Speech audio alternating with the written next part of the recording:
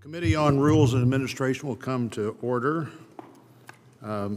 Glad our witnesses are here. Glad you had the patience that we needed today to get 2 votes done on the floor. I'm particularly grateful that my fellow Missourians are here, Secretary of State Jay Ashcroft, and in the next panel, County Clerk Shane Schoeller from my home county, and both of them happen to hold a job that I once held, so it's particularly good to see you here and the rest of you on the panel.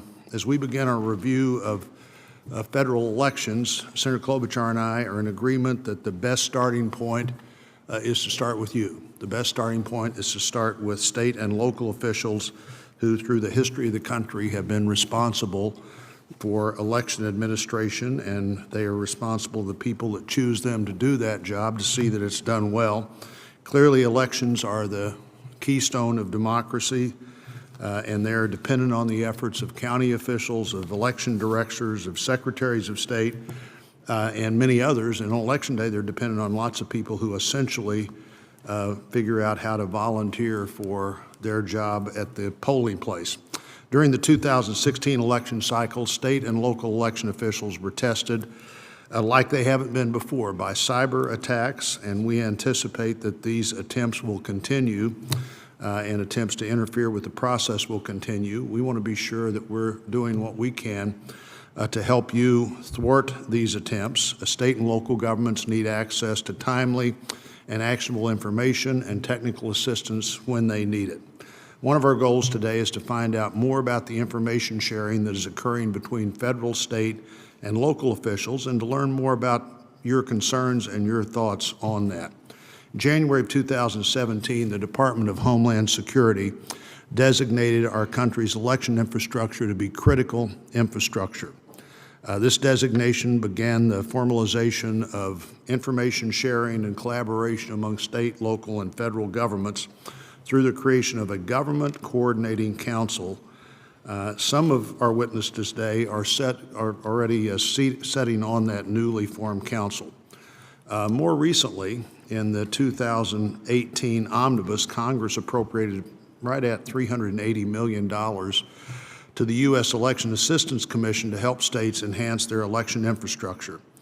As of this week, 38 states have requested $250 million of that money, and about $150 million of it has already been dispersed to the states. Finally, the attempts to influence the 2016 election have spurred many calls for additional laws. I remain open to learning more about where those gaps are and how we approach those gaps in a way that continues to let local officials do their job, but be sure that there's maximum confidence in what happens on Election Day. Glad all of you are here. Certainly it's a pleasure for Senator Klobuchar and I to get to work together on this, and particularly for me to get to work with her. We have had a long history of working together, but just this year starting to be the top 2 individuals on this committee. And Senator Klobuchar, I'd recognize you for your opening statements. Let me just ask first the 3 secretaries of state, this is yes or no. Should the federal government be required to share information with jurisdictions that are being impacted by known threats? Yes. Yes. Yes. And for the 3 of you, again, should that also should that include both the state chief state election official as well as the specific jurisdiction? I think that's yes or no also. I would say yes to that. I agree. Yes. And so, Mr. Masterson, how would you determine? I know one of the things I believe you mentioned in your testimony was you'd have to have some sense that someone was ready to receive that information in terms of cyber understanding or threat assessment. How would you really actually accomplish that with all the local election jurisdictions in the country once you see they have a threat? Who do you think you should notify? So the goal within the department is to ensure broad notification across the sector, which is why we've worked to create the Elections Infrastructure Information Sharing and Analysis Center, so that there's an avenue by which threat information, risk information could be shared broadly, and then engaging with the Government Coordinating Council, creating those information sharing protocols for the sector. So the number one priority within the Coordinating Council has been to establish exactly the question you asked, Senator, which is how best to share information down to the states and then all the way down to the locals to ensure that they have what they need and that it's done in a way that they can take it and it's actionable. They can use it to mitigate those threats and protect their systems. And in terms of broadly sharing, do you mean you'd also broadly share with some information with people that could potentially face this threat, whether they're currently facing the threat or not? Yes, Senator, that's correct. That's typical for how we share information within critical infrastructure, is to try to boil down the nature of the threat and the information necessary for systems owners and operators to protect their systems across the sector. And again, I'm not quite sure I'm clear on your view of what elected or appointed local official, what kind of qualifications they'd have to have, if any, besides having that job for you to share this information with them. So in order, Senator, in order to receive the information from the EI-ISAC, they simply need to be local election administrator, state election official, or their support staff. So the IT staff are eligible. And in fact, we're working within the sector to craft this information sharing such that for executives like the secretaries of state at this table, they have the information they need to make good decisions from a policy and administrative standpoint, but that the IT officials, the technical folks, also have the technical information they need to respond and protect the systems. Is it possible you'd be sharing with the technical official person something you wouldn't be willing to share with the elected official? No, Senator. All information is available to any of the election officials. It's just a question of who can best use that information to effectively protect the systems. And on the voter registration side for the secretaries, do you have any sense of how many attempts there are to get into that system? Secretary Simon mentioned appropriately, I think it doesn't really matter who's trying to get in, you don't want them to get in, whether it's a local political operative or a foreign government or somebody just seeing if they can get into that system and manipulate it in some way. Is that something that often happens? People are testing the system to see if they can get in? Secretary Simon will go this way this time, you and then Secretary Condos. Mr. Chairman, yes, that is something that is known to happen quite often. Again, we and all the states here represented did pass that test, which is good, but there are people who are poking and prodding. I mean, the analogy that I've come to use in talking with Homeland Security is imagine a car thief casing a parking lot. And maybe he goes there a day or two in a row and he takes out binoculars and he observes traffic patterns and he tries to figure out, is there a way in? That's what goes on and can go on quite frequently. In the case of all the states represented here, for whatever reason, that car thief did not go into the parking lot. We'd like to think it's because of the great cyber protections that we put up in the preceding years, but truth be told, we might never know the real reason, but we were able to keep them out. But there are a lot of people casing a lot of parking lots, and it's up to DHS to tell us who they are, what they're there for, and so far, they've done that. Belatedly, with respect to the 2016 election, we didn't know until 10 months afterwards, but they're doing, I think, a better job every day of that. Secretary Condos, is this a common thing that people are trying to test these systems? Every day.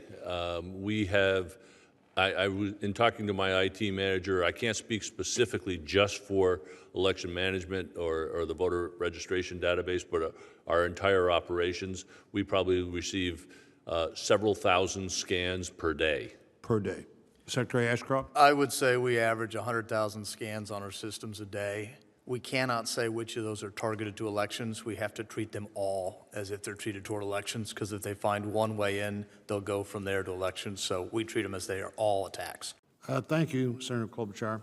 Let me start back to where I was a minute ago. In the Secure Election Act, which is a work in progress, apparently, that we will take up at some point, one of the requirements there is that if an election agency has reason to believe that an election cyber incident has occurred with respect to the election system, they are to notify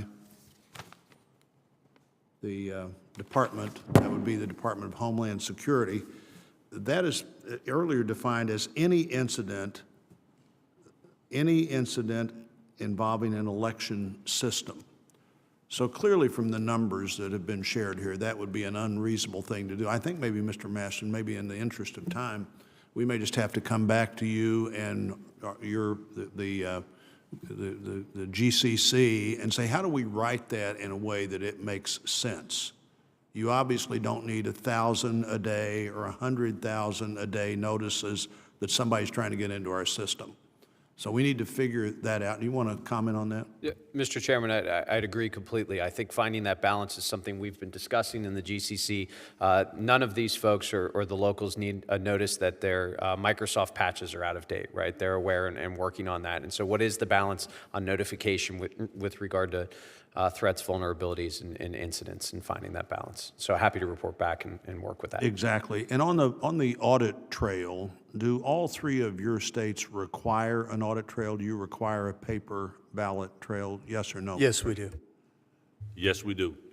Yes. To the same response, yes or no, should the federal government make an audit trail, a paper audit trail, a requirement to have federal assistance? I don't think so. I do think so.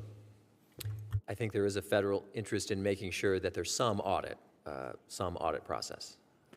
Well, now, what I'm asking about is, should there be a way to recreate the actual election itself? And I don't know quite how to do that without paper, even if you had a machine that was not accessible to the web. I believe states are moving to do that without federal legislation, so that's why I don't think the federal legislation needs to be done on that. But in all three of these cases, you have that.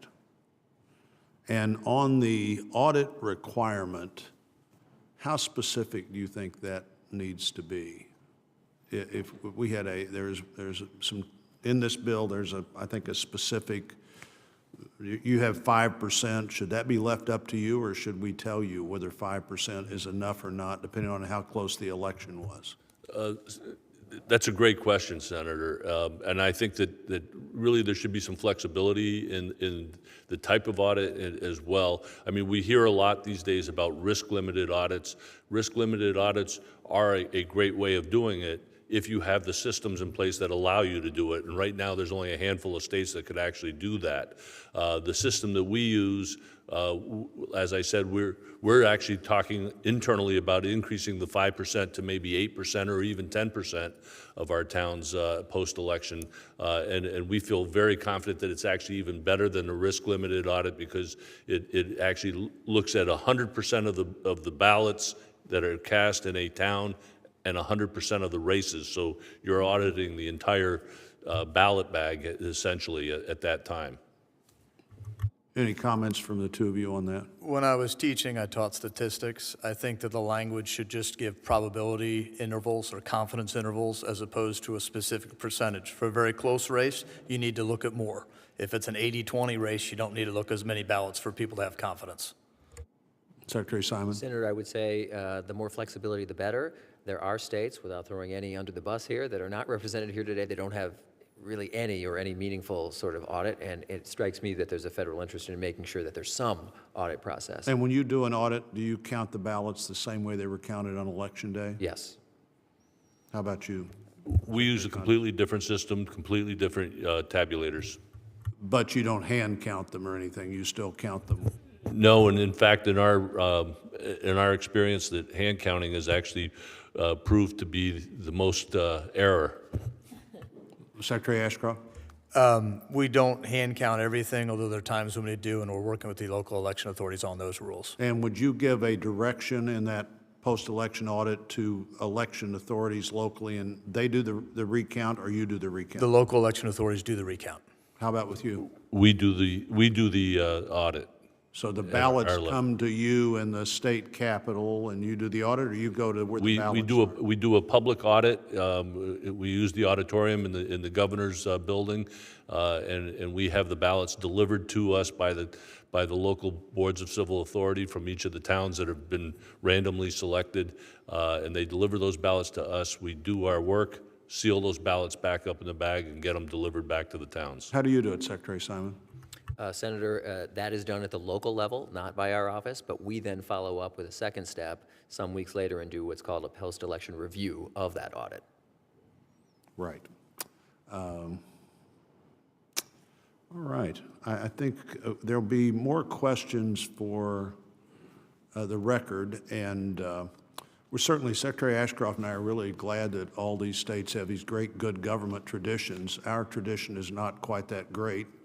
And if you looked at the 2000 governor's race in Missouri, I think there's a post-election investigation that finds out lots of people voted who shouldn't have, including a dog.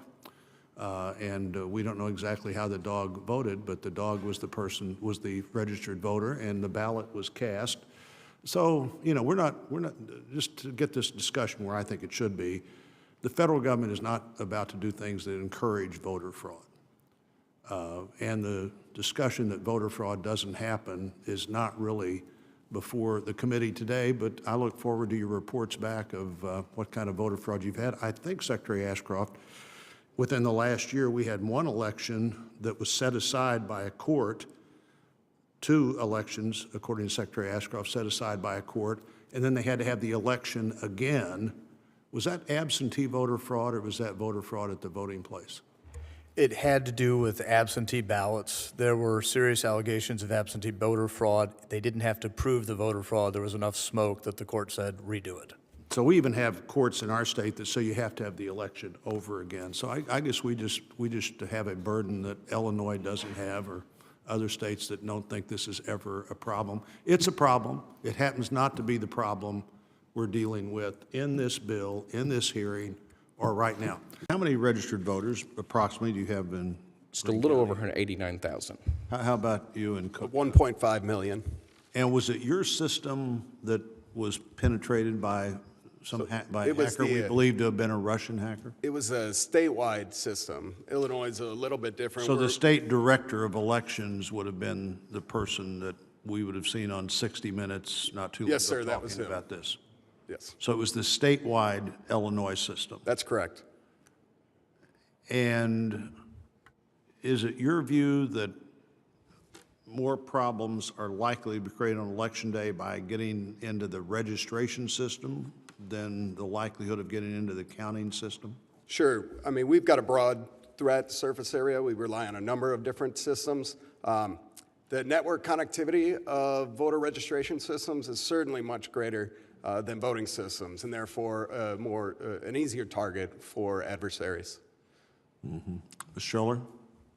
I would concur, and certainly that's an issue that happened in Durham County, North Carolina in 2016, very small scale. But if you were to increase that scale, you could easily see the issues that it would create on the day of an election. And the option of provisional voting, as Senator Durbin suggested earlier, would quickly sort of overwhelm the system if you had all kinds of people trying to cast their ballot. Correct, and we're looking at a backup system in case that would occur for our county, but clearly even that is going to be fairly technical and hard to accomplish, but we're looking at that should that occur. If I might point out, please, that in Illinois, we've got Election Day registration, which in and of itself is a highly resilient policy decision that our lawmakers made, particularly in the event of an issue with the voter registration database. Clearly, lines become a problem. We've been modeling our Election Day registration now is about 10 seconds longer than our normal check-in. Mm-hmm. There are ways to do it, but it's a policy decision that not only helps the voters, but it makes the security of the whole system much more resilient. I assume if you could register in 10 seconds, you could also do what you need to cast a provisional ballot pretty quickly then. Sure, if that's that true. Same system was designed to accommodate that. Yes, sir, absolutely. And it's 10 seconds marginal increase. Yeah. I would love to be able to get voters through in 10 seconds, but that's not the case. Mr. Schoeller. And right now, our provisional ballot process would not allow for that to happen quickly because of the process in filling out the envelope, all the details that would go along with that. We're certainly, Illinois may be ahead of us in that particular regard. Do you have a way, Mr. Schoeller, to monitor how many people might be trying to access your system from outside the system? That would be through our information systems team, and they keep that information pretty close to the vest, but we're fortunate in Greene County. We have that type of help available, but clearly in our smaller counties. I was visiting with one of my fellow county clerks before today, and they said we are not prepared if something of this scale would occur to be able to defend themselves. Now, I was in a location in St. Louis a couple of weeks ago where they have really, they're the principal provider of the iPad voting day system. They were just transitioning 51 counties in Minnesota to that system. They just got the entire country of Canada as a client. And one of the things they were doing while I was there, they had 3 summer interns and 2 other people who just all the time try to get into the systems that they're responsible for. So, you know, this is somebody who spends all day, every day, trying to secure a system by trying to penetrate a system, and if they find those spots, so you have people doing that. Sure. I mean, their red team attacks are very valuable sort of efforts to ensure that your defenses are holding up as you would expect. Homeland Security has offered that to all the states and locals. We just had a risk and vulnerability assessment through them, and it's quite interesting what the good guys are capable of as well. But the good guys have to be, you know, our whole cyber structure is the good guys have to be successful all the time. And Every the bad single guys time. only have to be successful once to do great damage. And before I turn to Senator Klobuchar, Mr. Schoeller, you would like to see a paper ballot as part of a national requirement. I would, in terms of, as you think about the measurement that's used and all of the different things, but particularly when you're visiting with voters, a voter wants to see something tangible, and I think the tangibility of paper is going to give them much greater confidence. And I think when it comes to federal elections, not just for president, but for the balance of Congress and the House and Senate, that being able to give them that assurance that, yes, we can always go back and look at a paper trail versus something that's on a screen that is based inside a system that we have to trust. I think voters are going to appreciate that type of assurance. Certainly when I visit voters back home, I rarely have a disagreement. Matter of fact, I can't think of one time a voter's disagreed with me in that regard, regardless of party. And when you do an audit of the post-election audit, you count those by hand or with counting equipment? We, at no less than 5% of the voting precincts on the day of the election, we do, and they're bipartisan teams, they are recounted by hand.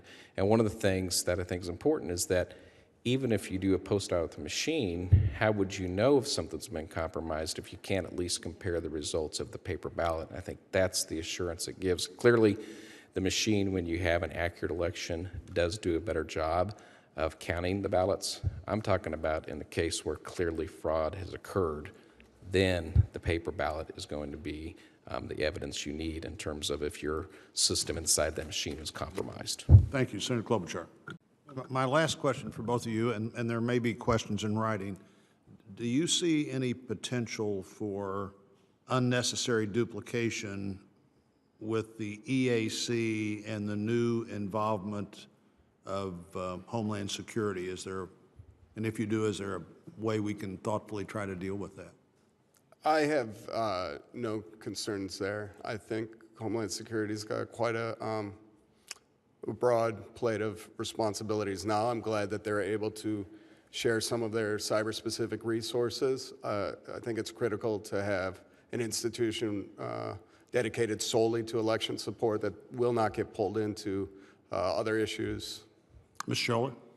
I think the issue is broad enough that the coordination is good, and I think the AC, in terms of the other areas they help out with in terms of their clearinghouse for best practices as a local election official, those types of things they provide that DHS is not going to provide. But I think when it comes to protecting ourselves in terms of the cyber world, I don't think it can be too broad at this point. And as an interface, you'd be comfortable reporting things to EAC that then they would report on to Homeland Security if they decided necessary? Yes. That's correct. We didn't sort of, in the information sharing protocols that the GCC has developed, that's not the exact design, but I have zero doubt that the officials at the EAC and the DHS that are working on this will share information appropriately with each other.